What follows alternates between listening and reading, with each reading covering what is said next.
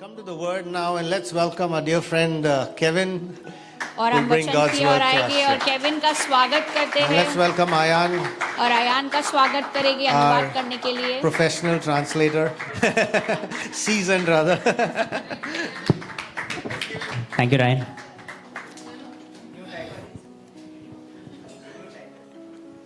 Good morning, church.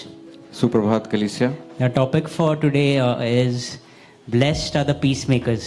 Blessed are the peacemakers. आज के वचन का शीर्षक है कि जो शांति करता होते हैं वो आशीषित होते हैं। You know, usually my topics are inspired by something that I read or something that I heard. But this one, I felt it like dropped right into my spirit when I was asking the Lord, no, what should I be preaching about? और आम तौर पर मैं जो बांटता हूँ रविवार को वो मैं कहीं पे सुना हुआ होता है या कहीं पे पढ़ा हुआ होता है, लेकिन ये वचन ऐसा है जो परमेश्वर ने मेरे हृदय में डाला है। Usually when that happens, it's usually a rhema word for someone. और ऐसा जब होता है तो कई बार परमेश्वर का रेमा शब्द होता है ये किसी के लिए। Let's pray. Father God, I thank you for this opportunity you've given me, Lord, to speak your heart to your people. I pray for clarity of thought and speech that I may bring this message the way you want me to bring it, Lord. And I pray for all of them listening, Lord, that they may understand it better than I'm preaching. Be glorified in our midst, O Lord. In Jesus' name, amen, amen. Blessed are the peacemakers. As you may have rightly guessed, my anchor verse for today is from Matthew 5:9. Blessed are the peacemakers. They shall be called children of God. और इस शीर्षक को मैंने शास्त्र में मत्ती 5वें अध्याय 9वें वचन से लिया है, जो कहता है धन्य है वो जो शांति का काम करते हैं क्योंकि वे परमेश्वर के पुत्र कहलाएंगे। You know, this is one of the beatitudes that Jesus gave during his Sermon on the Mount. और ये यीशु ने जो पर्वत पे जो सीख हमें दी थी उनमें से एक सीख ये है। You know, the most intriguing thing for me when I read this verse now was, why is Jesus calling peacemakers children of God? Why not blessed are the generous? They shall be called children of God. Blessed are the law abiders. They shall be called children of God. Blessed are those who fast and pray. They shall be called children of God. Why only blessed are the peacemakers? They shall be called children of God. और मुझे ये पढ़ के थोड़ा आश्चर्य हुआ कि परमेश्वर शांति बनाए रखने वाले लोगों को आशीषित क्यों कह रहा है। परमेश्वर ऐसा क्यों नहीं कह रहा कि जो दयालु हैं, जो करुणामय हैं, जो खुले मन से देते हैं, जो उनकी आज्ञा का पालन करते हैं, वो आशीषित होंगे। I'm not sure आशीषित में वो लोग परमेश्वर का बच्चा है, वो children of God. वो परमेश्वर के बच्चे होंगे ऐसा नहीं कह रहे हैं, लेकिन यीशु कह रहा है कि जो शांति करता है वो परमेश्वर के पुत्र कहलाएंगे। Anybody, why are peacemakers called children of God? क्या कोई बता सकता है कि शांति करता परमेश्वर के पुत्र क्यों कहलाएंगे? Sorry? God is peace. Any other answers? I'll give you 3 reasons. There are 3 reasons why peacemakers are called children of God. Firstly, a peacemaker reflects God's nature. 3 कारण है कि शांतिकर्ता परमेश्वर के पुत्र कहलाएंगे। उनमें से पहला कारण ये है कि शांतिकर्ता परमेश्वर के जो चरित्र है, जो किरदार है, उसको दर्शाता है। In Hebrews 3:20, God himself is called the God of peace. And just like earthly children reflect the characteristics of their earthly parents, those who work for peace are reflecting the true divine nature of our God. और इब्रानियों की किताब में शास्त्र ने कहा है कि परमेश्वर जो है वो शांति का प्रतीक है, वो खुद ही शांति है। और जैसे हम अपने माता पिता के चरित्र को, किरदार की नकल करते हैं, वैसे ही हम अपने स्वर्गीय पिता के चरित्र की नकल करते हैं, इसीलिए हम उसके पुत्र कहलाते हैं। Second reason why peacemakers are called children of God is because peacemakers promote God's kingdom. और दूसरा कारण ये है कि जो शांति करता होते हैं वो परमेश्वर के राज्य को आगे बढ़ाते हैं। You know, peacemaking aligns with the key values of God's kingdom like love, mercy, reconciliation. क्योंकि वो परमेश्वर के राज्य के जो मूल सिद्धांत होते हैं उससे वो शांति बनाए रखते हैं, जो कि होता है प्रेम, आपसी संजोग और दूसरी अच्छी बातें। You know, when the book of Revelation talks about the 1,000-year reign of Christ, right? 1,000-year reign of Christ. What is the main characteristic or what is supposed to be happening during that period? और प्रकाशित वाक्य में परमेश्वर के 1000 वर्षों के राज्य के बारे में कहा गया है। तो क्या आपको पता है कि उस 1000 वर्षों में क्या होने वाला है? It says it will be a period of universal peace. शास्त्र कहता है कि वो ऐसा समय होगा जहाँ पे पूरे ब्रह्मांड में शांति होगी। So therefore those who are working towards peace actually contributing to bringing God's kingdom on earth. Amen. इसलिए जो शांति करता है वो अपने कार्यों से परमेश्वर के राज्य का जो ये सिद्धांत है ये धरती में लाने के लिए योगदान दे रहे हैं। Third reason why peacemakers are called children of God is because peacemakers follow Jesus' example. तीसरा कारण ये है कि शांतिकर्ता यीशु के उदाहरणों का पालन करते हैं। You know, in Isaiah 9:6, Jesus himself is referred to as a Prince of Peace. और इशाया 9:6 में यीशु को शांति का राजा कहा गया है। So when we are promoting peace, now we are actually following in the footsteps of Jesus and Jesus was a child of God. When we act like Jesus, we also act like children of God. Amen. और जब हम शांति को आगे बढ़ाते हैं तो हम परमेश्वर के उदाहरण को अपनाकर परमेश्वर के राज्य को आगे बढ़ाते हैं। So if we want to be known as children of God, what we must do? तो अगर हमें परमेश्वर का पुत्र कहलाना है तो हमें क्या करना चाहिए? Strive for peace. हमें शांति की खोज करनी चाहिए। You know, but before you go striving for peace in the world, now first strive for peace in your own home. और इससे पहले कि आप बाहर दुनिया में शांति की खोज करने जाएं, उससे पहले अपने घर में अपने अंदर आप शांति की खोज करें। And before you strive for peace in your own home, see if there is peace in your own heart. और इससे पहले कि आप अपने घर में शांति की खोज करें, आप अपने हृदय में पहले शांति की खोज Because the करें। Bible says you cannot give what you don't have. क्योंकि शास्त्र कहता है आप वो नहीं दे सकते किसी और को जो आपके खुद के पास नहीं है। How will you bring peace in the world if there is no peace in yourself? आप दुनिया में, आप विश्व में शांति कैसे लाएंगे अगर आपके मन में शांति नहीं है? And see, for some people, now forget being the peacemaker. You are the peace breaker in your house. और कुछ लोग हो सकता है आप शांति भंग करने वाले लोग हों अपने घर में। Ask yourself, like now, your whole house is peaceful till the time you step in. और सोचिए हो सकता है आपके घर में शांति होती हो आपके आने तक। You know, in many houses, when as soon as the father steps in the house, and everybody is running to their rooms. और कई घर ऐसे होते हैं जैसे पिता जैसे ही घर पे आता है वैसे ही सब भाग के अपने कमरों में चले जाते You know, हैं। ask yourself, what steps into the house when you step in? और अपने आप से पूछिए कि जब आप अपने घर में कदम रखते हैं तो आपके साथ और क्या कदम रखता Are है? you the point of peace in your house? Or are you the point of chaos? क्या आप शांति का केंद्र हैं अपने घर में या अशांति का केंद्र हैं? You know, that's why sometimes I don't enter. When I reach my building after a long journey from the office to the house, now I don't enter my house. इसीलिए जब मैं अपने ऑफिस से लंबा सफर करके घर में पहुंचता हूं तो मैं सीधा घर नहीं जाता। I keep circulating around my building, मैं बिल्डिंग के नीचे 2-4 चक्कर लगाता हूं। trying to calm myself down and get out of everything that I have been in all day. और जो भी मैंने पूरे दिन में जो अनुभव किया है मैं मन को अपने शांत करता हूं। You know, the funny thing is oftentimes the peace breakers blame everybody else except themselves for the lack of peace in their house. और कई बार जो शांति भंग करने वाले लोग होते हैं वो उसका दोष दूसरों को देते हैं लेकिन खुद को नहीं देते। They'll blame their spouse, they'll blame the kids, they'll blame the in-laws, they'll blame the devil, they'll even blame the house itself. और वो अपने पति और पत्नी को दोष देंगे, वो बच्चों को दोष देंगे, वो अपने सास ससुर को दोष देंगे, यहाँ तक कि उस घर को भी दोष देंगे। There's something wrong with this house. There's no peace in this house. वो कहेंगे इस घर में ही कुछ बुराई है क्योंकि इस घर में शांति नहीं बन पाती। And anybody feels like that, now last time I gave a suggestion, just all of you pack up now everything and just leave the house. और अगली बार अगर आपको ऐसा लगे तो अपना बोरिया बिस्तर बांध के आप उस घर से निकल जाएं। बुढ़िया बिस्तर नहीं, आप अपने आप को पैक करके निकल जाओ। आप खुद को बोरिया बिस्तर समझ के बांध के निकल जाएं। And then from the window or the keyhole, now you peek inside your house. और फिर आप बाहर खिड़की से अंदर घर में झांकें You'll see now your house is very peaceful when you are not there.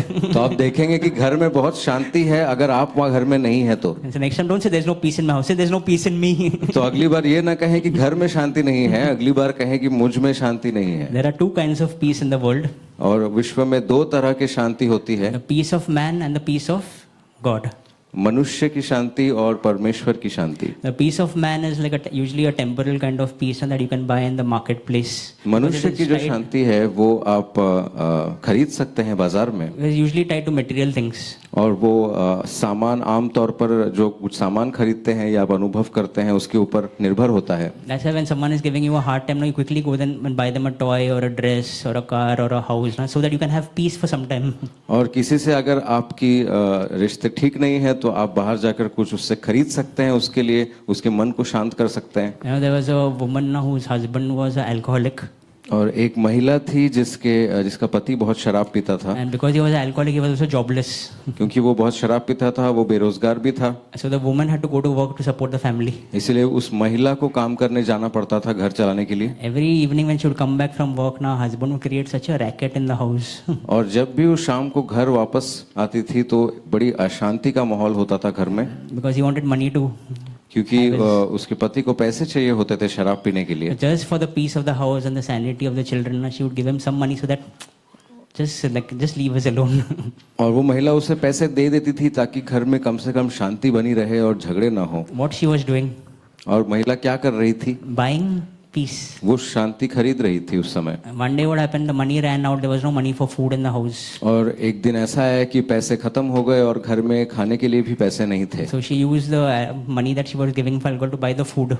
और इसलिए जो पैसे उसने पहले अपने पति को दिए थे वो उसने फिर उस पैसों से खाना खरीदा। What do you think happened in that house that day? और आप सोच सकते हैं उस दिन उस घर में क्या हुआ होगा। When her husband got in the evening, he gave her the trashing of her life. और जब वो शाम को वापस आई और पति को पता चला कि पैसे नहीं हैं शराब पीने के लिए, तो उसने अपनी पत्नी को बहुत मारा। See, when your peace is tied to material things, no, the devil knows exactly what buttons to press to get you. और जब आपकी शांति पैसों से या चीज़ों से जुड़ी होती है तो शैतान को पता होता है कि कौन सा बटन दबाने से आपके घर में अशांति हो सकती है। Some people you have to buy them drinks, some people you have to put the AC on all day, some people you have to allow them to buy a dress or something every 2-3 weeks so that you can have peace in the house. और किसी के लिए आपको AC 24 घंटे चालू रखना पड़ता है घर में, किसी के लिए आपको कुछ खरीदारी करनी पड़ती है, आपको कुछ ना कुछ करते रहना पड़ता है ताकि घर में शांति बनी रहे। And then suddenly the vessels will become very loud, or like, you know, the house volume of the house increases. और अगर आप ऐसा नहीं करते हैं तो अचानक से बर्तनों की आवाज़ बढ़ती जाएगी और घर में बहुत ज़्यादा अशांति का माहौल बनता रहेगा। But as with all things now, when the shimmer of these material things fades off, now you have to go and buy peace again. So this kind of peace now comes at a very high cost. और जब आप ऐसे शांति खरीदते हैं तो जो भी आप खरीद रहे हैं जब वो पुराना हो जाता है या फिर काम का नहीं रहता तो आपको फिर से वो खरीदना पड़ता है। इसका मतलब है कि ऐसी शांति की कीमत बहुत ही ज्यादा होती है। And this kind of peace now, like lust night, always runs out. It's never permanent because it's tied to material things. क्योंकि ऐसी तरह की जो शांति है वो कभी स्थायी नहीं होती, हमेशा आपको कुछ ना कुछ करते रहना पड़ता है उसे बनाए रखने के लिए। But there is a kind of peace now that surpasses all understanding. लेकिन एक ऐसी भी शांति है जो सबके समझ के परे है। Because it is not tied to anything in this world. क्योंकि वो इस दुनिया में किसी भी चीज से उसका संपर्क नहीं है। This is the kind of peace that Jesus was talking about in John 14:27 when he said, "The peace I give you, the world cannot give." और इसी शांति के बारे में यीशु यूहन्ना 14 अध्याय 27वें वचन में कहता है कि मैं तुम्हारे लिए अपनी शांति छोड़ रहा हूँ, मैं तुम्हें स्वयं अपनी शांति दे रहा हूँ, पर तुम्हें इसे मैं वैसे नहीं दे रहा हूँ जैसे जगत देता है। This verse is so timely. If you have the Bible Gateway Bible app on your phone, and this is the verse for today. अगर आपके पास अपने फोन में शास्त्र है तो ये आज के दिन के लिए आपका वचन है। This peace cannot be purchased with money because it is not found in the marketplace. तो ये शांति आप नहीं खरीद सकते पैसों से क्योंकि ये बाजार में नहीं मिलती। And because it is not connected to anything in the world, nothing in this world can take it away.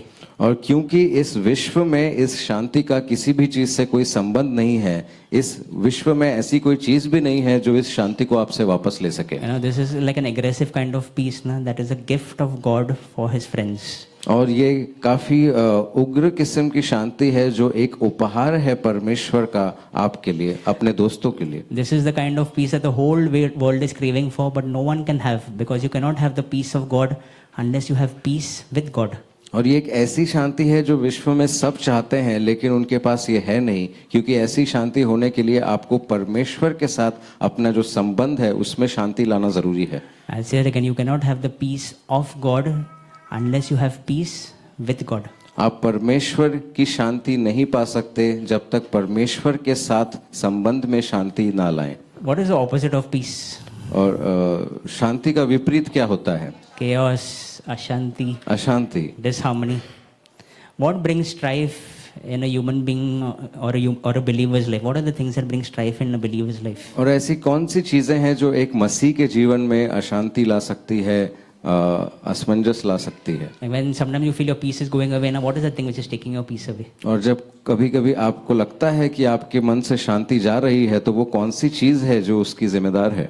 For different people, there's different reasons. अलग अलग लोगों के लिए अलग अलग कारण हो सकते हैं। Can be stress, overwork. हो सकता है आप परेशान हो, ज्यादा काम कर रहे हो। Can be unresolved conflict in your personal relationship. हो सकता है आपसी रिश्तों में, संबंधों में मनमुटाव हो। What about health issues? Health can take your peace away. हो सकता है आपका स्वास्थ्य ठीक नहीं है और वो भी आपकी शांति भंग कर सकता है। Financial worries, uncertainty, lack of purpose. पैसों की परेशानी हो सकती है या फिर आपके जीवन में कोई योजना नहीं है, वो भी हो सकता है। Sometimes even the environment. If you come to a house where it's very lot of clutter around. और ये भी हो सकता है कि कभी कभी आप किसी घर जाते हैं तो काफी चीजें ऊपर नीचे लगती हैं, काफी गंदा लगता है। Very difficult to have peace now. when there's a lot of clutter. और ऐसे माहौल में शांति बनाए रखना मुश्किल होता है क्योंकि कोई भी चीज़ अपनी जगह पर नहीं होती. And the funny thing is, sometimes two people going through the same situation, one is very peaceful and one is very disturbed. और कभी आप ये भी देखेंगे कि दो लोग एक ही परिस्थिति से गुजर रहे हैं लेकिन एक के मन में शांति है और एक के मन में शांति नहीं है. Yes, if you look at it now, both of the same situation, but one is very very calm, peaceful, and one is very very disturbed. और दोनों व्यक्ति एक ही मुश्किल परिस्थिति से गुजर रहे हैं लेकिन एक व्यक्ति के मन में बहुत शांति है और एक व्यक्ति बहुत ही परेशान है. Any reason why that happens sometimes? आप बता सकते हैं कि ऐसा क्यों होता है? Peace of Christ. परमेश्वर की शांति. It usually happens because when one of them, the one who is usually disturbed now, believes that everything depends on them.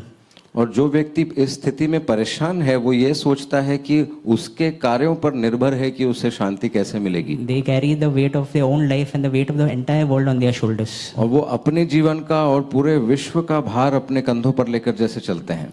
Even things that have nothing to do with them. Even things that have nothing to do with them. और ऐसी भी चीजों का भार अपने कंधों पर लेकर चलते हैं जिसका उनके साथ कोई संबंध नहीं. अरे देखो मालूम है अभी यूक्रेन में क्या हुआ? वो क्या? यूएस में अंडा का प्राइस ऊपर गया है.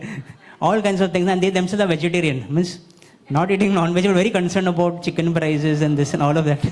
हो सकता है वो खुद शाकाहारी हो लेकिन मांस मछली और अंडे का कीमत बाहर विदेश में क्या है उनसे उनको बहुत परेशानी हो रही है. Some people in my family, my grandmother used to be a professional worrier. Professional worry means worrying about everything. और मेरी दादी ऐसी थी जो हर बात की चिंता करती थी जैसे वो पेशेवर चिंता करने वाली हो. And most of the stress has got nothing to do with her.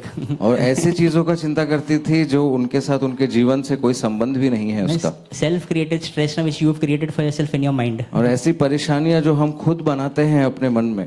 Another guy in the same situation ना completely peaceful. और यही दूसरा व्यक्ति उसी मुश्किल स्थिति में बिल्कुल शांति से जी रहा है. Because he believes in his heart ना that God is in perfect control of every aspect of my life. क्योंकि वो अपने हृदय में जानता है कि परमेश्वर उसके जीवन के हर क्षेत्र में नियंत्रण किए हुए है. See, frankly speaking, whatever you believe deep inside, which no one can see, but whatever you really believe now will reflect in your life. और जो भी आप अपने हृदय की गहराइयों में मानते हैं वो आपके जीवन से दर्शाया जाता है. If you really believe that God is in perfect control of your life now, peace will come naturally. और अगर आप सच में मानते हैं कि यीशु आपके जीवन को नियंत्रित करता है तो आपके मन में वो शांति जो है वो झलकेगी. See what Jesus is saying, Luke 12:25-28.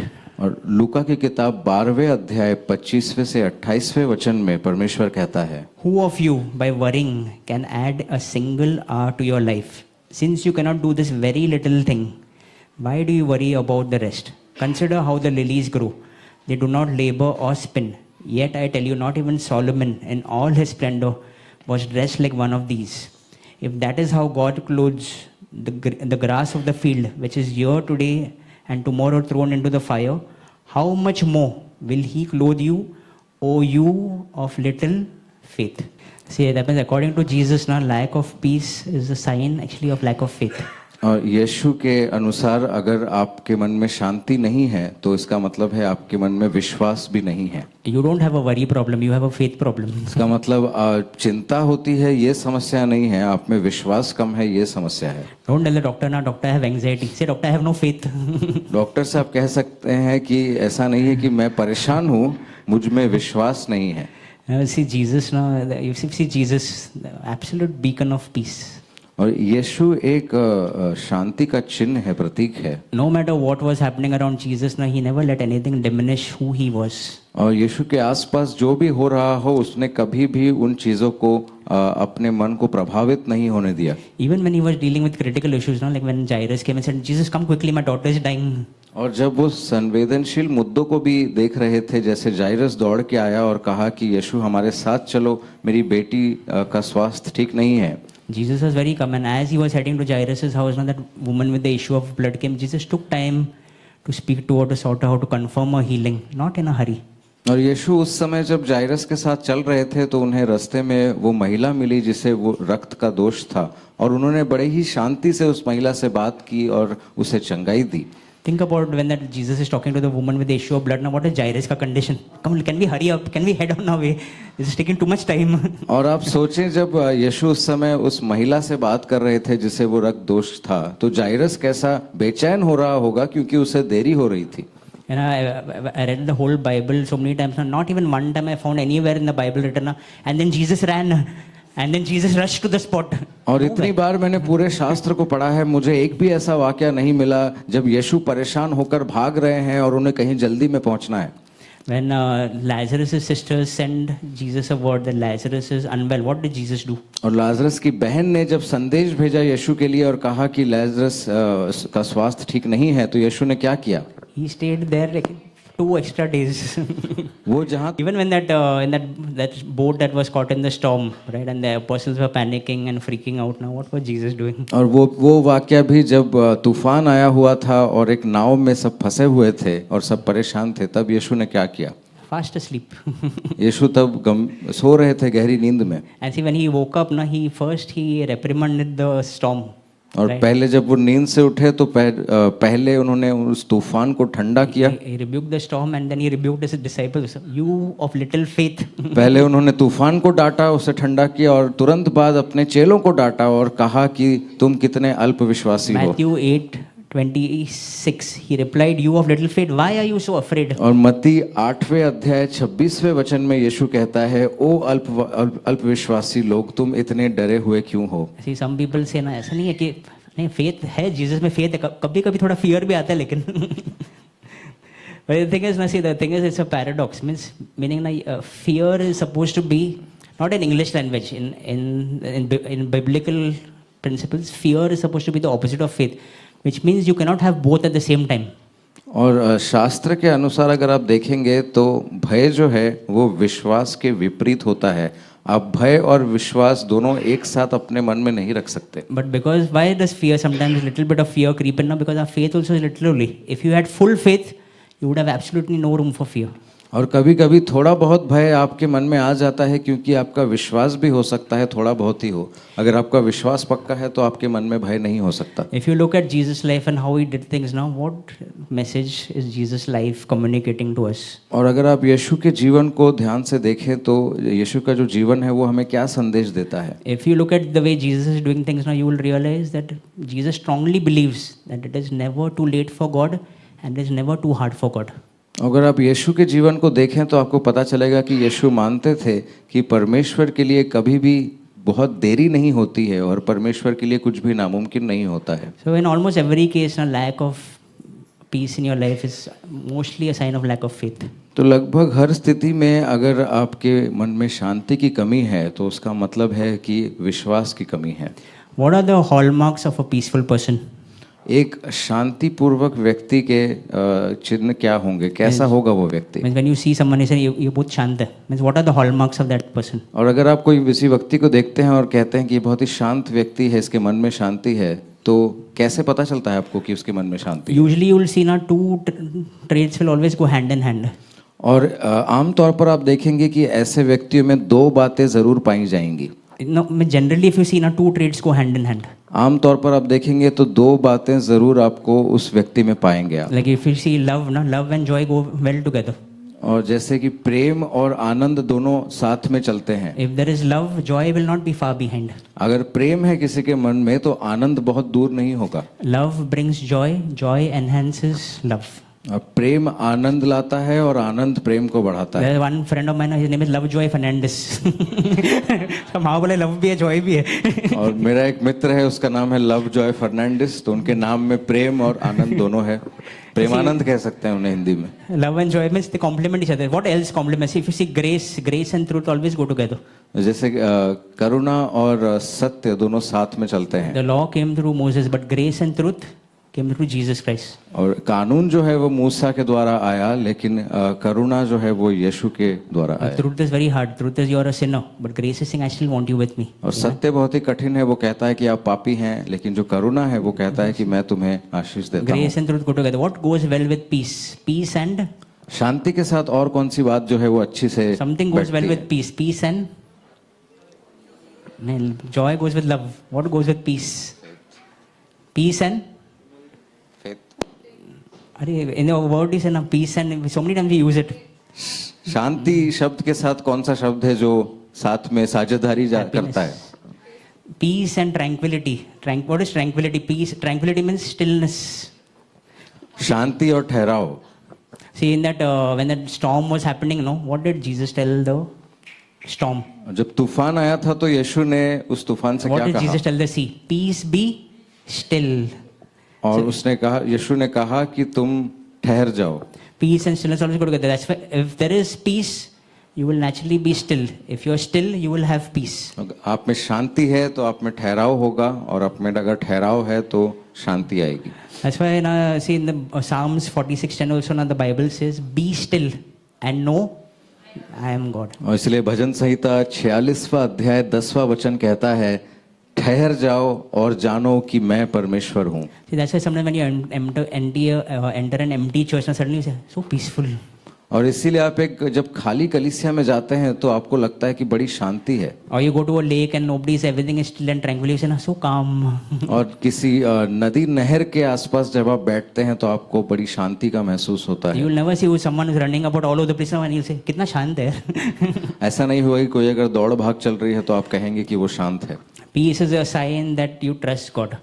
और अगर आप मन में शांति है, इसका मतलब ये है कि आप परमेश्वर पे भरोसा करते हैं। So next time you feel peace is leaving you, don't say, why am I so upset? Say, why don't I have any faith? और अगली बार जब आपको लगे कि आपके मन से शांति जा रही है तो आप खुद से पूछें कि आपके मन में विश्वास कम क्यों है। What are the areas that people seek peace in? What areas of life does a person seek peace in? और आप अपने जीवन में कौन से क्षेत्र में लोग शांति ढूंढते हैं? In personal relationships, in inner self, inner peace, workplace, finances, community, health. आपसी रिश्तों में, अपने मन में, अपने कार्यस्थल में, पैसों में, समाज में, स्वास्थ्य में। I just want to touch upon just 2 or 3 of these now because I feel it is common to most of us. इनमें से 2-3 के बारे में मैं गहराई से बात करूंगा। Oftentimes, sometimes the peace starts in a personal relationship. और कई बार शांति की जो शुरुआत है वो आपसी रिश्तों में होती है। And why that usually it happens now? Because we want everyone to figure everything out and sort themselves out today only.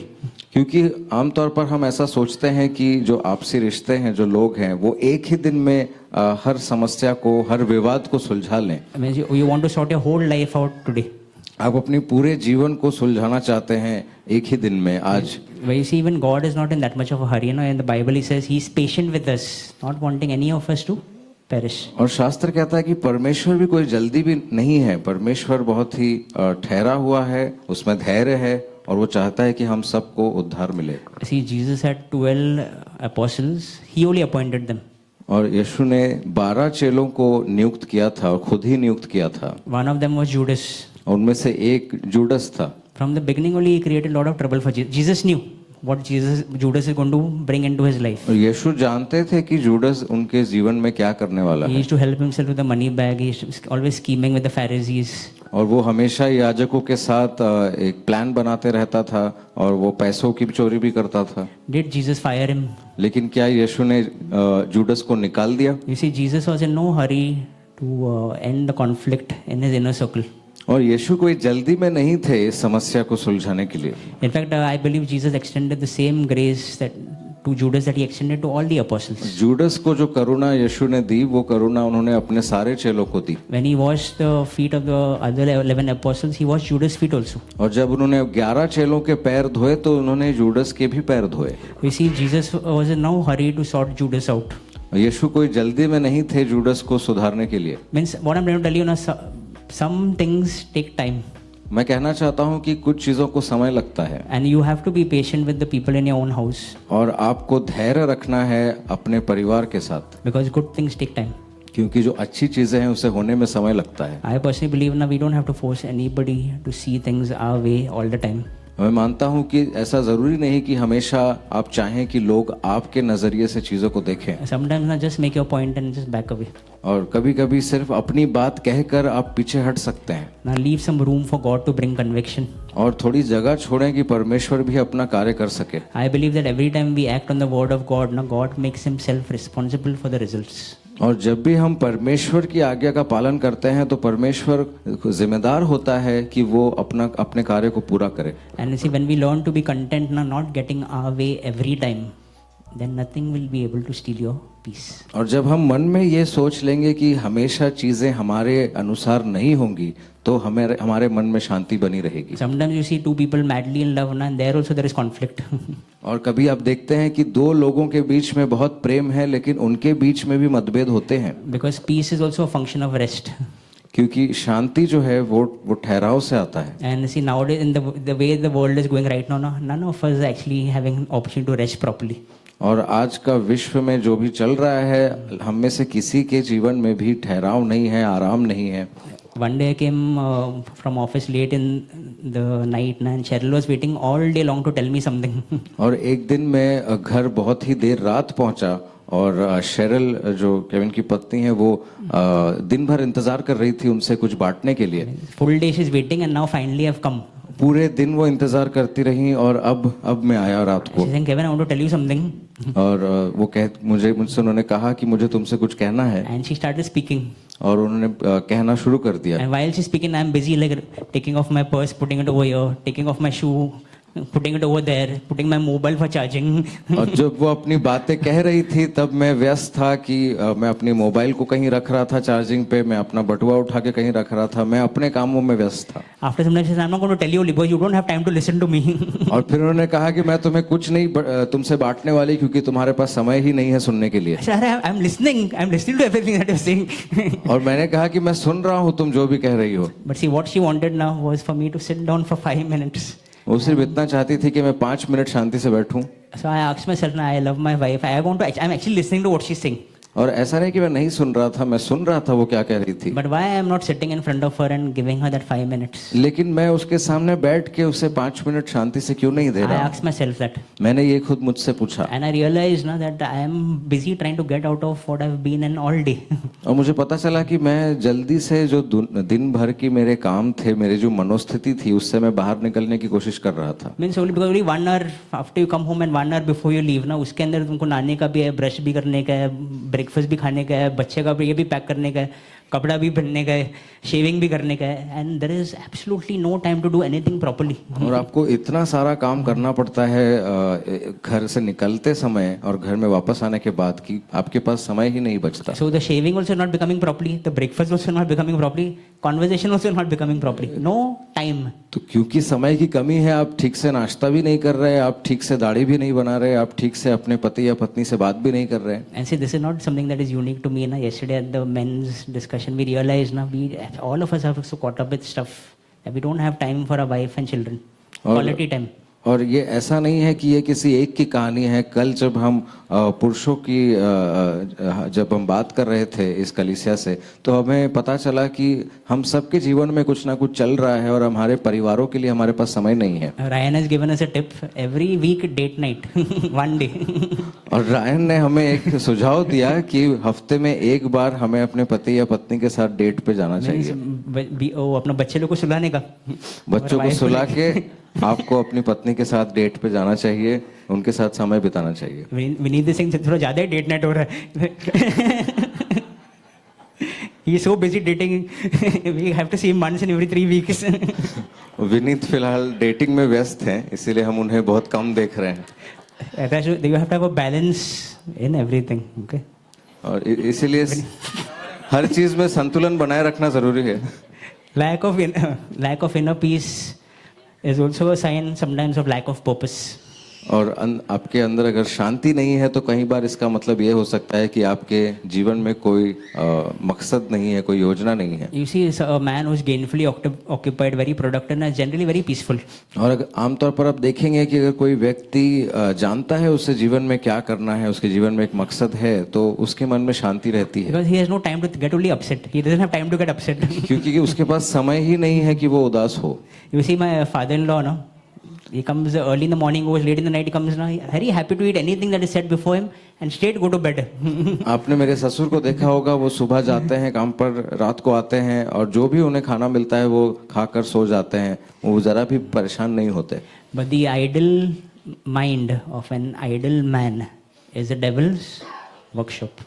लेकिन जब खाली दिमाग होता है तो शैतान उस खाली दिमाग में आके अपना घर बनाता है। A man who is not gainfully occupied and lacks purpose will distract himself with pleasure.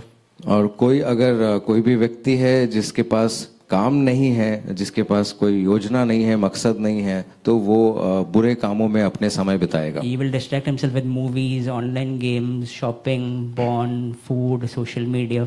और वो खरीदारी करेगा, वो गलत चीजें करेगा, वो अश्लील चित्र देखेगा, नशे में जाएगा, वो ऐसी चीजों से अपना समय भरेगा। If anybody is spending in your circle, if you know anybody who's spending 3 to 4 hours a day, losing 3 to 4 hours a day in all these things, ना, that man definitely lacks purpose in life. और अगर आप किसी को भी जानते हैं जो अपने दिन में 3-4 घंटे ज्यादा मोबाइल में बिताता है या फिर ये सारी चीजें करता है, तो ये तय है कि उसके जीवन में कोई मकसद नहीं है। If you have a purpose in life, no, even a good movie feels like waste of time. और अगर किसी के जीवन में मकसद है तो एक अच्छी मूवी भी आप अगर देख रहे हैं तो भी आपको लगेगा कि आप अपना समय व्यर्थ कर रहे हैं। And you're saying, I'm so busy in my own life, handling all the things that God has given me to handle, that I don't have time to watch a movie and see somebody else's life. उसका life में क्या चल रहा है? तो आप सोचेंगे कि परमेश्वर ने मुझे इतने काम दे के रखे हैं, तो मूवी देख के मैं क्या करूं जो मुझे किसी और के जीवन के बारे में बता रहा है। Means someone else's emotions ना we are like going through. किसी और की भावनाएं हम अपने मन में लाके उसे जीने लगते It's a हैं। waste of time. ये बिल्कुल ही व्यर्थ लगता है समय। It's not a waste of time. It will, if you are gainfully occupied in your own life, handling what God has given you properly, then watching that movie will seem like a waste of time for you, because you want to you want to go on. You are the hero of your life. You want to go on with your life. You don't want to watch somebody on a screen for 2 hours. और अगर आप परमेश्वर के कार्य को जो आपको दिया है परमेश्वर ने, उसके कार्यों में अगर आप व्यस्त हैं, तो एक मूवी देखना आपको समय बर्बाद करने जैसा लगेगा, क्योंकि आप खुद अपने जीवन के हीरो हैं। आप किसी और हीरो को देखने के लिए आपको एक मूवी देखने की जरूरत नहीं है। If you frankly speaking, if you get deep into the life that God has given you, your wife, your children, your job, ना, it is very interesting, very interesting. तुमको मूवी का जरूरत ही नहीं है, तुम्हारा खुद का लाइफ इतना इंटरेस्टिंग है। परमेश्वर ने आपको जो जीवन दिया है, आपका परिवार, आपके बच्चे, आपकी नौकरी, अगर उसमें आप गहराई से दिलचस्पी लें, तो आपको पता चलेगा कि वो कितना दिलचस्प है। आपको किसी मूवी देखने की जरूरत नहीं है। Anybody understanding what I'm really trying to say? क्या आप समझ रहे हैं मैं क्या कह रहा हूँ? See, my favorite verse this day is Genesis 49:27. और उत्पत्ति की किताब 49वें अध्याय से 27वें वचन से हम पढ़ेंगे। Benjamin is a ravenous wolf. In the morning he devours the prey. In the evening he divides the plunder. Benjamin एक ऐसे भूखे भेड़िए के समान है जो सवेरे मारता है और उसे खाता है, शाम को ये बचे कुचे से काम चलाता है। This verse tells me devour something in the morning so that you will have something to divide in the evening. और ये कहता है कि आप सुबह में आप किसी चीज का शिकार करते हैं ताकि शाम के पास को आपके पास वो चीज खाने के लिए हो। When I read this verse, I was thinking about myself, and now see I'm looking at all of you, no? Many of us are not in the morning of our life anymore. और जब मैं इस वचन को पढ़ रहा था और मैं आज आपको देख रहा हूँ, तो मुझे ऐसा समझ में आ रहा है कि हम में से कई लोग अपने जीवन के सवेरे में नहीं हैं। But see, when I reflect on this, what I felt like the Spirit telling me, na, in every season there is a morning. और जब मैं ये पढ़ रहा था तो जैसे पवित्र आत्मा ने मुझे बताया कि हर मौसम में एक सवेरा होता है। See, like for example, right now, we are still in the morning of 2025. और जैसे अभी हम 2025 वर्ष के सवेरे में हैं। Devour something in the morning so that by the time you get to the end of the year, you will not say another year wasted. और जब सवेरा है तभी आप शिकार करके चीजों को जमा करें ताकि जब शाम हो जाए तो आपके पास कम ना रहे। But what to devour? लेकिन किस चीज का शिकार करना चाहिए? Good question. See, couple of things you can devour. First, start devouring the Bible. और पहली बात तो यह है कि आप शास्त्र जो है उसको आप अपने अंदर ग्रहण करें। Read at least 1 or 2 chapters every day, so that the word of the Lord will be a lamp unto your feet, and you will have all the guidance you need for all your choices this year. और 1-2 अध्याय आप रोज पढ़ें ताकि शास्त्र जो है आपके मन में बैठ जाए, इसलिए जब वर्ष आगे जाए और इस वर्ष का शाम हो जाए तब आपके पास परमेश्वर का वचन रहे अपने मन। Devour some personal prayer time. आप कुछ निजी रूप में कुछ समय निकालें कि जब आप प्रार्थना कर सकें। I'm purposely using this word now. Waste time before the Lord. Learn to waste some time before the Lord. People say I don't have time to waste, but I'm saying this is one thing. No, I'm not saying waste. It's never time spent with the Lord is never a wasted time. But because you think there are so many other things to do, no, that's why I'm saying learn to spend some time, even if it seems like there are other things waiting for your attention. And just sit half an hour, 1 hour before the Lord, doing nothing. Just waste your time there. आपके पास इतना काम है कि आपको दूसरी चीज़ों में समय डालना व्यर्थ लगता है, फिर भी मैं कहूँगा कि अगर व्यर्थ ही लगता है फिर भी आप परमेश्वर के सामने प्रार्थना करें और वो समय व्यर्थ करें। अगर ऐसा ही आपको लगता है तो व्यर्थ हो जाने दे वो समय, लेकिन परमेश्वर के साथ समय बिताना बहुत ज़रूरी है। Devour some weights. Then start doing some exercise. कुछ वजन उठाएं, इस समय कुछ व्यायाम करें। You will be better shape by the time you get to the end of the year na, than you are right now. आपकी स्वास्थ्य में सुधार आएगा और जब जैसे वर्ष खत्म होने लगेगा आपको वो फर्क समझ में आएगा कि आपका स्वास्थ्य कितना बेहतर हुआ है। Devour some financial investments. और कुछ वित्तीय निवेश आपको करने भी चाहिए। Do something today that your future self will thank you for. और निवेश आज करें ताकि आपके जो भविष्य है वो आपको अच्छा रहे। The finances is one area now where many people don't have any peace. और पैसे एक ऐसे क्षेत्र हैं जहाँ पे कई लोगों के जीवन में शांति नहीं है। And see, I want to acknowledge now some people are really going through a financial crisis. और कुछ लोग हैं जो काफी मुश्किल परिस्थितियों से गुजर रहे हैं पैसों के मामले में। Some people, now it's not that God has not blessed you. You just need to learn how to manage your finances better. और कुछ लोग ऐसे भी हैं जिनको ऐसा नहीं है कि परमेश्वर ने आशीष नहीं दिया है, लेकिन सिर्फ इतना जरूरी है कि पैसों को सही रूप से वो उसका देखभाल करें। Because see, God will not pour into a dysfunction. Means now, if you are praying for more money and God is watching what you are doing with the money that He's already given you. और अगर आप परमेश्वर से और पैसे मांग रहे हैं तो परमेश्वर पहले देखेगा कि आपके जो पैसे दिए हैं आपको पहले उसके साथ आप क्या कर रहे हैं। You are praying for a 3 BHK and God is watching you struggle in that 1 BHK.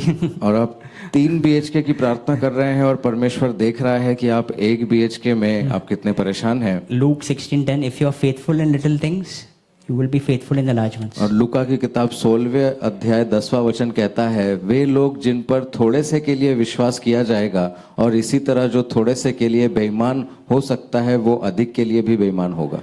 Some people think that money will solve all my, when I get the money, you know, all my problems will disappear. कुछ लोग सोचते हैं कि अगर मेरे पास बहुत सारे पैसे आ जाएं तो मेरी सारी समस्याएं खत्म हो जाएंगी। But you see, there are some things money cannot buy. लेकिन कुछ चीजें हैं जो पैसों से खरीदी नहीं जा If सकती। you see the news just this last year, na, some of the richest men in the world, Jeff Bezos, Elon Musk, na, all of them went through divorce. और आप पिछले सालों की कुछ खबरों में देखें तो विश्व के जो सबसे अमीर लोग हैं, जेफ बेजोस वगैरह, उन सब का तलाक हो गया। That means money cannot even keep your marriage safe. इसका मतलब है पैसों से आप अपने शादी को भी जोड़ के नहीं रख सकते। Jesus is the only glue that binds marriages together. और यीशु ही वो साधन है जो शादियों को जोड़ कर रख सकता है। If you have money and you have no Jesus and you don't have Jesus, you have nothing. अगर आपके पास पैसे हैं लेकिन आपके पास यीशु नहीं है, इसका मतलब है आपके पास कुछ भी नहीं है। That's why the Bible says, see, this is Jesus' own words, Matthew 6:33, seek first the kingdom of God and His righteousness, and then all other things, money, love, fame, whatever you are seeking for will be added unto you. But only if you seek first the kingdom of God. मत्ती की किताब 6 अध्याय 33वां वचन कहता है, इसलिए सबसे पहले परमेश्वर के राज्य को तुमसे जो धर्म भावना वो चाहता है उसकी चिंता करो, तो ये सब वस्तुएं तुम्हें दे दी जाएंगी। Another verse that might be helpful for people who are waiting on a breakthrough, na, is like I am also waiting on a breakthrough. Proverbs 16:9. In their hearts humans plan their course, but the Lord establishes their steps. और एक वचन है जो उन लोगों के लिए अच्छा है जो किसी सफलता का इंतजार कर रहे हैं, मैं भी कर रहा हूँ। और ये वचन नीति वचन 16वें अध्याय 9वें वचन से है जो कहता है, मन में मनुष्य निज राहें रचता है किंतु प्रभु उसके चरणों को सुनिश्चित करता है। And many people are saying, Lord help me, and the Lord is saying with what? और कई लोग चिल्लाते हैं कि परमेश्वर मेरी सहायता कर, लेकिन परमेश्वर कहता है कि किस चीज की सहायता करूं। Lord lead me, where are you trying to go? और कहता है कि मनुष्य कहता है कि मेरी अगुवाई कर, परमेश्वर कहता है कि कहाँ कर अगुवाई करूं। Lord show me, what do you want to see? मनुष्य कहता है कि मुझे दर्शन दे, मुझे दिखा, और परमेश्वर कहता है कि क्या दिखाऊं। In his heart a man makes his plan, but the Lord establishes steps. That means the onus of making the plan is on you. मनुष्य मन में योजना बनाता है और परमेश्वर उन योजनाओं को आगे बढ़ाता है, लेकिन योजना बनाने की जिम्मेदारी मनुष्य की होती है। You understand what I'm saying? The plan you have to make, that is your responsibility. God will come and establish your steps. और आपकी जिम्मेदारी है कि आप अपने मन में योजना बनाएं और परमेश्वर की जिम्मेदारी ये है कि वो आपको आगे बढ़ाए। God will not come and make the plan for you. परमेश्वर आके आपके लिए योजना नहीं बनाएगा, but He will bless you with wisdom and favor to accomplish your plans. लेकिन वो आपको आशीष देगा, दर्शन देगा, सामर्थ देगा कि आप अपनी योजनाओं को पूरा कर सकें। If you see on my phone right now, and if you my cupboard door when I open now, my entire plan for 2025 is listed there. और अगर आप देखेंगे मेरे फ़ोन में वो चित्र है, मेरे कबर्ड को जब मैं खोलूंगा तो 2025 की सारी योजनाएं मैंने उसमें लिख के रखी I हैं। have a financial goal by the end of 2025. Now this much passive income must come in. और मैंने कुछ वित्तीय योजनाएं बना के रखी हैं कि 2025 अंत होने तक मेरे पास इतने वित्तीय साधन होने चाहिए। Spiritual goal. I want to read at least 2 or 3 chapters of the Bible every day. और कुछ आत्मिक योजनाएं बनाई हैं कि मैं हर दिन शास्त्र के 2-3 अध्याय पढ़ना चाहता हूँ। There's a physical goal. By June I want to be this much weight. By December I want to be this much weight. और शारीरिक योजनाएं बनाई है कि मैंने कि जून तक मेरा वजन इतना होना चाहिए, दिसंबर तक इतना होना I चाहिए। have family goals listed. Then of 3 vacations with the family, 1 with Cheryl, exclusively only she and me. और पारिवारिक योजनाएं बनाई है मैंने कि इस साल में 3 छुट्टियां मैं मनाऊंगा अपने परिवार के साथ और 1 छुट्टी सिर्फ अपनी पत्नी के साथ मनाऊंगा। Means what I'm saying now, you have to make the plan. How will you accomplish your goals if you yourself don't know where you're going? और योजनाएं आपको बनानी है और आप सफलता कैसे पाएंगे जब आपको ही नहीं पता कि आप कहाँ जाना चाहते हैं। Make a plan and then ask the Lord to bless it. Okay. आप योजना बनाएं और परमेश्वर से कहें उसे आशीषित करने के लिए। Sometimes lack of progress can also steal our peace. If you feel like that, and I want to tell you, look for the open doors. और अगर आप भी ऐसा महसूस कर रहे हैं तो मैं आपको कहना चाहूंगा कि आप खुले हुए दरवाजों को ढूंढें। Revelation 3:7, doors that God has shut, no one can open. And the doors that He has opened, no one can shut. प्रकाशित वाक्य 3 अध्याय 7वां वचन कहता है कि परमेश्वर ने जो दरवाजे खोले हैं वो कोई नहीं बंद कर सकता। Meaning whatever God has destined for you now will appear like an open door in your life from time to time. इसलिए परमेश्वर ने जो आपके लिए रखा है, जो दरवाजे खुले रखे हैं, वो आपके लिए कोई नहीं बंद कर सकता। Means that open door may be some property that someone has told you about, or some investment someone has told you about, or some job opportunity that is coming your way. हो सकता है किसी घर के बारे में आपको किसी ने बताया हो या फिर कोई नौकरी आपको मिलने वाली हो, कोई नया मौका मिलने वाला हो। It is oftentimes the open door doesn't look like what we had in mind, but if it is God has placed it in front of you, you must explore the open doors. और कई बार वो खुला हुआ दरवाजा वैसा नहीं दिखता है जैसे हमने हमेशा सोचा हुआ है, लेकिन आपके सामने अगर कोई खुला हुआ दरवाजा दिख रहा है तो आपको अंदर जाने के बारे में सोचना चाहिए। Hey, recently 3-4 weeks ago, I had gone 2 weeks ago. I had gone to Dubai for a business trip. और 2 हफ्ते पहले मैं दुबई गया था काम के मामले में। And I put a photo of me near Burj Khalifa on my Facebook. और मैंने बुर्ज खलीफा के साथ एक अपनी फोटो डाली फेसबुक पे। Immediately, my phone started ringing. और तुरंत ही मेरे फोन बजने लगा। It was one of my former Sunday school students. और पहले संडे स्कूल में जब मैं पढ़ाता था उस समय में से किसी व्यक्ति ने मुझे फोन किया। Means Merlin का बैच, not Merlin का बैच का one more student called me up immediately. और मर्लिन के साथ जो और एक बच्चा पढ़ता था उसने मुझे फोन किया। Saying, Kevin sir, they call, I was a teacher, so they should call me sir. So they saying, Kevin, sir, are you in Dubai right now? और मैं उनका क्योंकि टीचर था, वो लोग मुझे केविन सर कहते थे। उस बच्चे ने मुझे पूछा कि क्या आप अभी इस वक्त दुबई में हैं? I said, yeah, I'm in Dubai right now, but tomorrow morning I'm leaving. और मैंने कहा हाँ, आज मैं दुबई में हूँ लेकिन कल सुबह मैं जा रहा हूँ यहाँ Lot से। of distress in the voice, ना, almost like crying types. और वो बच्चा जब मुझसे बात कर रहा था तो बहुत ही परेशान लग रहा था। बच्चा में अभी 21-22 साल का बच्चा है, इतना छोटा भी नहीं। वो 21-22 साल का लड़का है, वो परेशान लग लड़का रहा नहीं, था। लड़की। लड़के तो 20 point. So what I'm saying, so I asked her what happened. Like, so she's saying, now I lost my father 6 months ago. My mother is a homemaker. My brother is still in school. और वो जो लड़की है वो परेशान होकर मुझसे कह रही थी कि मेरे पिता का हाल ही में निधन हो गया है, मेरा भाई स्कूल में है और मेरी माँ जो है वो घर पे ही काम करती है। So now we are struggling to even put food on the table. और हम बहुत ही संघर्ष कर रहे हैं, खाने के भी पैसे नहीं है हमारे पास। And I was praying and Lord is not answering my prayer now, but I just felt like strongly that because my cousins are in Dubai, I've come to Dubai to search for a job over here. और उस लड़की ने कहा कि मैं परमेश्वर से प्रार्थना कर रही थी और मैं अभी दुबई आई हूँ नौकरी ढूंढने के लिए। On a visit, no invitation, no job offer. On a visitor visa, she's come to Dubai. उसके पास कोई नौकरी पहले से नहीं थी, एक टूरिस्ट वीजा में वो दुबई आ गई। And she's saying now next week my visa is about to expire and I've still not got the job. उसने कहा कि अगले हफ्ते मेरा वीजा खत्म हो रहा है और अभी तक मुझे नौकरी नहीं मिल पाई है। I said, what kind of a job are you looking for? तो मैंने उससे पूछा कि तुम कैसी नौकरी ढूंढ रही हो? Say, I'm looking for something in the real estate or hospitality industry. और उसने कहा कि मैं कुछ रियल एस्टेट या फिर होटल वगैरह में मुझे कुछ नौकरी चाहिए। I said, see, God will is a rewarder of faith. If you've placed your faith in Him and come here, He will definitely reward your faith. But the answer may not look like what you had in mind. तो मैंने उससे कहा कि अगर तुमने परमेश्वर पे अपना भरोसा रखा है तो वो तुम्हें उसका इनाम जरूर देगा, लेकिन वो जो तुम्हारे लिए दरवाजे खोलेगा वो वैसा नहीं हो शायद जो तुमने चाहा हो। She said, sir, what I must do? तो उसने मुझसे पूछा कि मुझे क्या करना I चाहिए। said, look for the open doors. मैंने उससे कहा कि खुले हुए दरवाजों को ढूंढो। And then we prayed and she kept the phone. Then I came back to India. और मैंने प्रार्थना की, मैंने फोन रख दिया और फिर मैं इंडिया वापस आ गया। One week later, she messaged me, and I have got the job.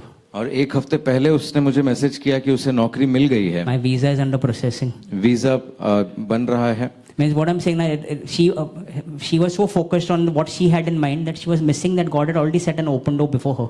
और वो इतना व्यस्त थी ये सोचने के लिए कि उसे क्या करना है, उसने वो नहीं देखा कि परमेश्वर ने पहले से ही उसके लिए दरवाजे खोल के रखे I थे। told her, now while you are in this new job, now keep looking for the open doors, because if this is not the thing that was meant for you, it will be the thing that leads to the thing. और मैंने उसे कहा कि जब तुम्हें ये नई नौकरी मिले तो तुम खुले हुए दरवाजों को फिर भी ढूंढती रहो, क्योंकि अगर ये वो खुला हुआ दरवाजा नहीं है तो कम से कम ये तुम्हें खुले हुए दरवाजे की ओर आगे जरूर बढ़ाएगा। See, this job which I'm currently working now, head of editorial, I have not studied anything about editing in my life. और मेरी अभी जो नौकरी है, मैं एक संपादक के रूप में काम करता हूँ और मैंने कभी भी पढ़ाई नहीं की है इस क्षेत्र में। But one season of my life, now there was an open door. Somebody said that they are looking for trainee editors somewhere. और In one of the newspapers. मेरे जीवन में एक समय था जब किसी ने मुझे कहा कि अखबार में इश्तिहार आया है और ये लोग संपादक ढूंढ रहे हैं। And so I just went to explore that door. और मैं सिर्फ गया था उस दरवाजे को टटोलने के लिए, देखने के लिए कि ये क्या है। And today I am the head of the editorial department in my company. और मैं आज ऐसा दिन है कि मैं अपनी कंपनी का जो ये संपादकीय क्षेत्र है, इस पूरे डिपार्टमेंट की मैं अगुवाई करता हूँ। And what I'm trying to tell you now, in every season of your life, there is, whether you're a homemaker or you're working or you're a student, God has placed some open doors in front of you. You just have to pay attention to what the open doors are. और आपके हर के जीवन में, हर क्षेत्र में परमेश्वर ने खुले हुए दरवाजे रखे हैं। आपको सिर्फ देखना है वो खुला हुआ दरवाजा कौन सा है और उस पर भरोसा करते हुए आगे बढ़ना है। What are the things according to the Bible that, sorry, coming back to the peace, what according to the Bible, how according to the Bible can we bring peace actively into our life? शास्त्र के अनुसार हम अपने जीवन में शांति कैसे ला सकते हैं? Faith and trust in God, Isaiah 26:3. You, Lord, will keep in perfect peace those whose minds are steadfast because they trust in you. और परमेश्वर में हमारा भरोसा, यशायाह 26वां अध्याय 3रा वचन कहता है, हे यहोवा, तू हमें सच्ची शांति प्रदान करता है, तू उनको शांति दिया करता है जो तेरे भरोसे हैं और तुझ पर विश्वास रखते हैं। The second way to bring peace into your life, na, prayer and supplication. Philippians 4:6-7. Do not be anxious about anything. See, first you have to let the worry go. Do not be anxious about anything, but in everything, by prayer and petition with thanksgiving, present your request to God, and the peace of God, which transcends all understanding, will guard your hearts and minds in Christ Jesus. दूसरा तरीका है प्रार्थना और appeal. फिलिप्पियों की किताब 4 अध्याय 6 वचन कहता है, किसी बात की चिंता मत करो, बल्कि हर परिस्थितियों में धन्यवाद सहित प्रार्थना और विनय के साथ अपनी याचना परमेश्वर के सामने रखे जाओ। Third point, love and forgiveness. Practicing love and forgiveness and reconciliation can promote peace in your life. तीसरा तरीका जो है वो प्रेम और क्षमा करना है, और आपको क्षमा करनी है लोगों को, और आपको जो टूटे हुए रिश्ते हैं उन्हें वापस जोड़ना है। Fourth point, obey God's commandments. See, Psalm 119:165. Great peace. How many of you want great peace? और चौथा तरीका जो है वो परमेश्वर की आज्ञा का पालन करना है। Great peace have those who love your law, and nothing can make them stumble. In my version it says, same thing. Nothing can make them stumble. भजन संहिता 119वां अध्याय 165वां वचन कहता है, वे व्यक्ति सच्ची शांति पाएंगे जिन्हें तेरी शिक्षाएं भाती हैं, उसको कुछ भी गिरा नहीं पाएगा। And last, seek wisdom and understanding. और आखिरी तरीका यह है कि आपको समझदार बनना है, आपको समझदारी मांगनी है परमेश्वर से। Proverbs 3:17 says, blessed is the man who finds wisdom, her ways are pleasant, and all her paths are peace. नीति वचन तीसरा अध्याय 17 वचन कहता है, उसके मार्ग मनोहर हैं और उसके सभी पथ शांति के हैं. You see in the movies and all they show now, the very wise person is always like very peaceful. That means if you are not peaceful now, you are not wise. Little wisdom has to complete its work in you. और आप movies में देखते हैं, अगर कोई किरदार है जो कि बहुत ही बुद्धिमान या समझदार है, वो बहुत ही शांत दिखता है. And this is something I pray like that now, Lord, let wisdom complete its work in me. It's not completed yet. Please complete the work. और मैं कभी कभी प्रार्थना करता हूँ परमेश्वर से कि समझदारी जो है मेरे अंदर अपने कार्य को पूरा करे, जो अभी तक नहीं हुआ है. See, bringing the last point now, conclusion. Blessed are the peacemakers; they shall be called children of God. Now, see, being known as a child of God itself is a reward. और आखिर में मैं कहना चाहता हूँ कि परमेश्वर का पुत्र कहलाना ये बहुत ही बड़ा उपहार है. But that is not the only reward. लेकिन वो सिर्फ अकेला उपहार नहीं है. In the Bible times, you see, now children often received an inheritance from their father.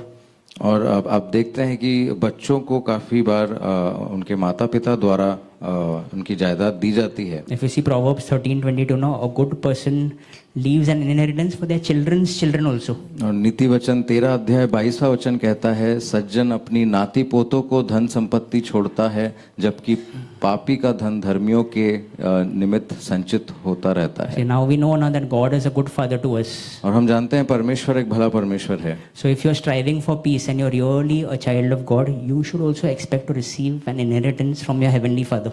और अगर आप परमेश्वर के पुत्र हैं और आप शांति ढूंढ रहे हैं, तो आपको जानना चाहिए कि आपको उम्मीद रखनी चाहिए कि परमेश्वर आपके लिए कुछ धन संपत्ति स्वर्ग में जरूर रखा हुआ है. This inheritance, sorry, not only स्वर्ग में, this inheritance is blessing and favor in this life and also in the life to come. तो ये जो स्वर्गीय संपत्ति है, ये आपको इस जीवन में भी मिलेगी और आपके आत्मिक जीवन में भी मिलेगी. Let's strive for peace everywhere we go.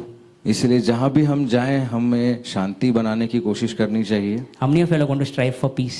हम में से कितने लोग हैं जो शांति बनाने की कोशिश Where are करेंगे? you going to start from? आप इसकी शुरुआत कहाँ से करेंगे? Start from here. अपने मन से. ठीक है. Because see, when you strive for peace, now you will properly reflect firstly who you are, and secondly whose you are. Amen. और जब आप शांति बनाने की कोशिश करते हैं, तो आपको समझ में आता है कि आप कौन हैं और आपके लिए कौन है. Can we give a mighty hand to the Lord? क्या आइए परमेश्वर के लिए तालियां हो जाए.